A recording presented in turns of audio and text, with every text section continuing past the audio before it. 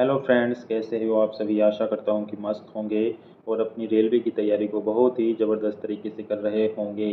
Friends, पूरा complete notification railway NTPC का out हो चुका है और ये आपको मैं आज बताऊंगा कि आपको किस जोन से फॉर्म भरना है और किस जोन में कितने पद हैं।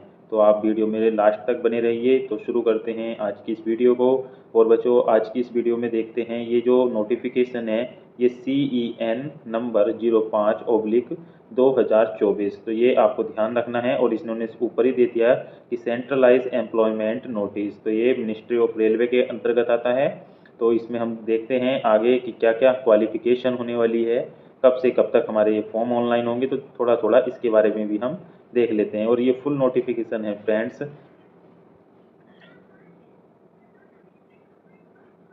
देखिए दोस्तों, जो इसमें दिया गया है कि date of publication in RRB website. तो जो आरआरबी की वेबसाइट पर नोटिफिकेशन आया है तो 13/9/2024 से आया है। फिर इसमें दिया गया है कि opening of online registration of application. तो ये 14/9/2024 यानी 14 सितंबर से आपके फॉर्म फिल होना स्टार्ट हो जाएंगे। और फ्रेंड्स, फिर दिया गया है कि closing of online registration of applications.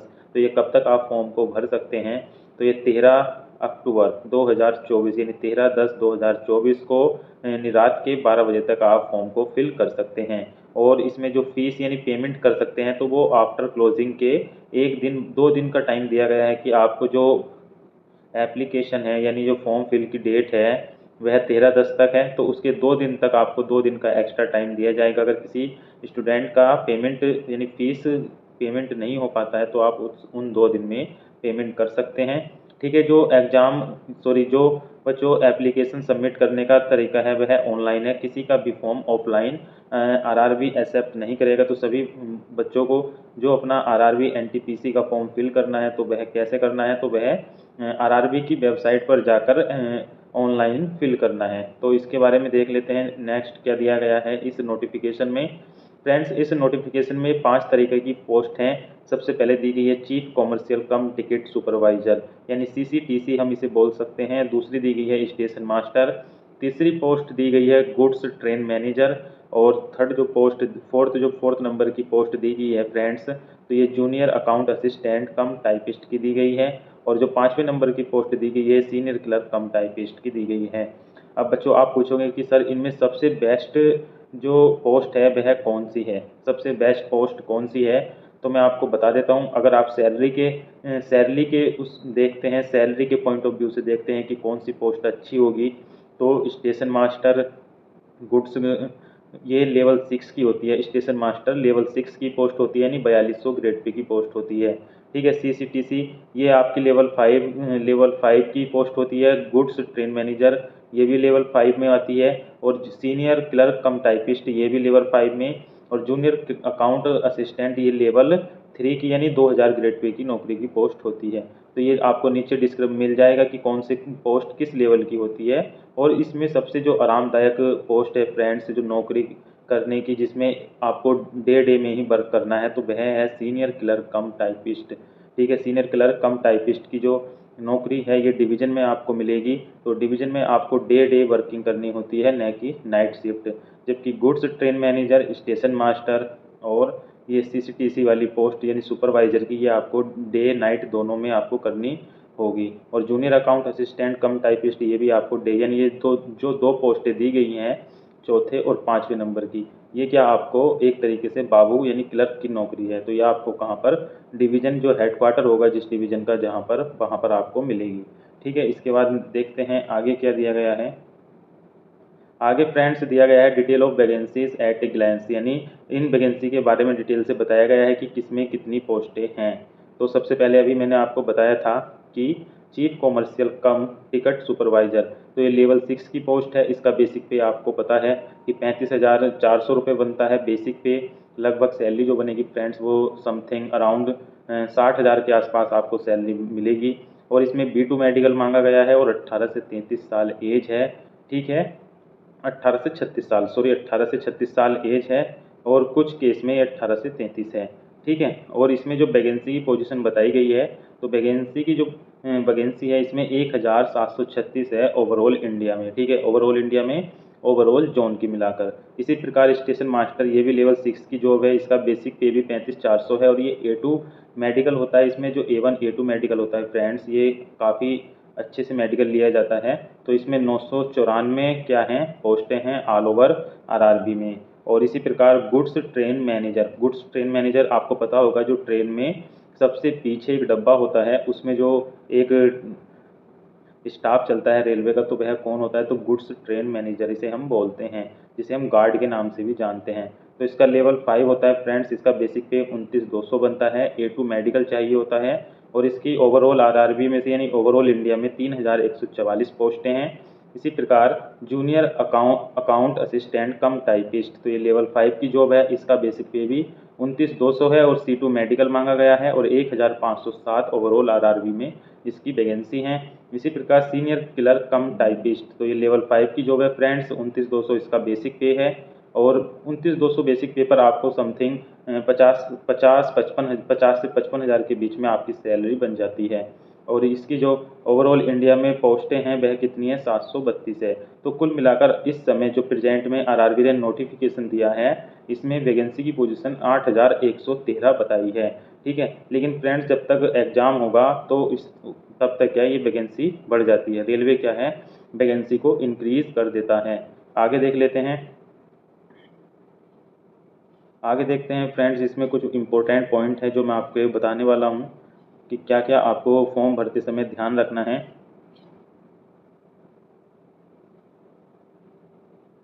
देखिए यहाँ पर दिया गया है, ये भी आपको पता होना चाहिए कि जो CBT 1 एग्जाम होगा यानी short listing for various stage, यानी जो CBT 1 होगा बच्चों, आपको ध्यान रखना है CBT 1 होगा, तो CBT 1 में जो बच्चे पास किए जाएंगे वह आपको ध्यान रखना है 15 टाइम्स यानी 15 टाइम्स स्टूडेंट्स को पास किया जाएगा स्टेज 2 के लिए, यानी सेकेंड स्टेज के लिए, यानी CBT 2 के लिए एक वैकेंसी का 15 गुना।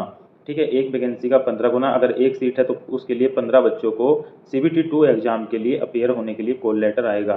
ठीक है, इसी प्रकार जो CBT 2 में बच्चे बैठेंगे उनका जो आगे कंप्यूटर टेस्ट होना है, स्किल टेस्ट होना है, उसमें 8 गुना बच्चों को स्किल टेस्ट के लिए आरआरबी कॉल लेटर इशू करेगा, यानी आरआरबी इन 15 गुना में से 8 गुना बच्चों को ही स्किल टेस्ट देने के लिए बुलाएगा, यानी 50% आप मान के चल सकते हैं मोटा मोटी कि 50% बच्चे ही क्या पास होंगे CBT 2 में।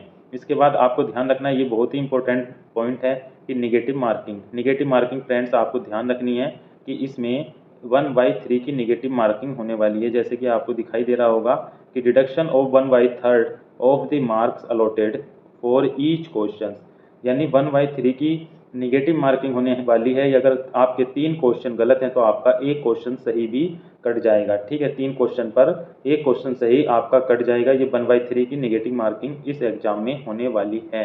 आगे देख लेते हैं, आगे ये भी इम्पोर्टेंट पॉइंट था। इसके बाद जनरल इंस्ट्रक्शंस हैं, तो जनरल इंस्ट्रक्शंस में आपको पढ़ना है बाद में। मैं इस का लिंक जो है बच्चों, इस नोटिफिकेशन का लिंक इस वीडियो के डिस्क्रिप्शन पे और अपने टेलीग्राम ग्रुप में मैं आपको शेयर कर दूंगा। इसके बाद देख लेते हैं पोस्टिंग। यहाँ पर दिया गया है पोस्टिंग, ठीक है, कि आपकी पोस्टिंग कहाँ कहाँ हो सकती है। तो ऑर्डिनरी ये लिखा हुआ है, ordinary a railway servant shall be employed through service on the railway और railway establishment in which he she is posted on first appointment and shall have no claim as a right for transfer to another railway. यानी इसमें friends कुल मिलाकर ये जो कहा गया है कि रेलवे एस्टेब्लिशमेंट अपना एक रेलवे के अपने एक नियम हैं, ठीक है, उसके अकॉर्डिंग जो है फ्रेंड्स आप जो है जहाँ जिस आरआरबी से आपने फॉर्म भरा है उसी आरआरबी में आपको क्या, उसी आरआरबी के जो अंडर में डिवीज़न आते हैं, जिस जोन से आपने फॉर्म भरा है वहीं पर आपको पोस्टिंग दी जाएगी। अगर आपने मान लो साउथ सेंट्रल रेलवे से फॉर्म भरा है और आप नॉर्दर्न रेलवे में पोस्टिंग चाहते हैं तो इस प्रकार नहीं होगा।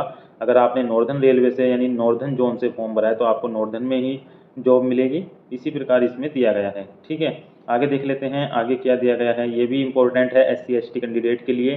तो फ्री स्लीपर क्लास, यानी स्लीपर क्लास रेलवे में sleeper, general sleeper, third AC, second AC, first AC और चेयर कार इत्यादि प्रकार की सीटों की व्यवस्था होती है।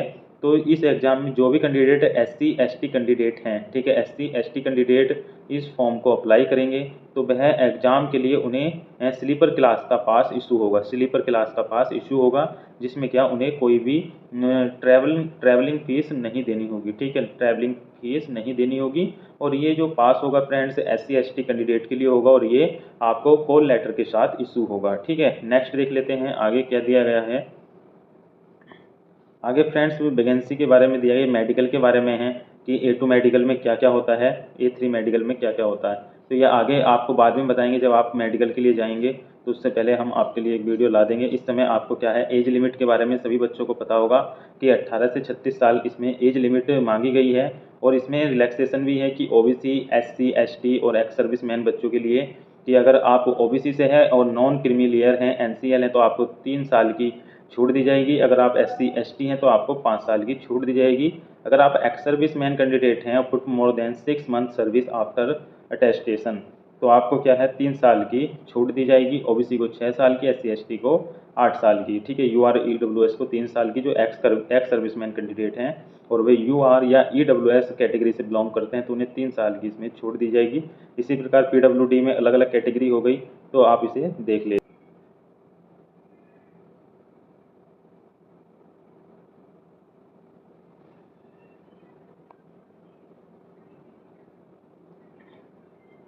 देखिए फ्रेंड्स यहाँ पर क्या आपको यहाँ पर RRB अहमदाबाद की एक टेबल दी गई है इसी नोटिफिकेशन में सबसे लास्ट में कि RRB अहमदाबाद में कौन कौन से रेलवे यानी डिवीज़न यानी रेलवे जोन पड़ेंगे। जो RRB railway recruitment board of Ahmedabad है उसमें वेस्टर्न रेलवे की ही सारी पोस्टें हैं, ठीक है, वेस्टर्न रेलवे में, ठीक है। जो पश्चिमी रेलवे है उसमें आपको पोस्टिंग दी जाएगी। तो इसमें एक चीफ कॉमर्शियल कम टिकट सुपरवाइजर की जो पोस्टें हैं UR की 61 है, SC की 23 है, ST की क्या है ये 11 हैं और जो OBC है उसकी 15 दी गई है।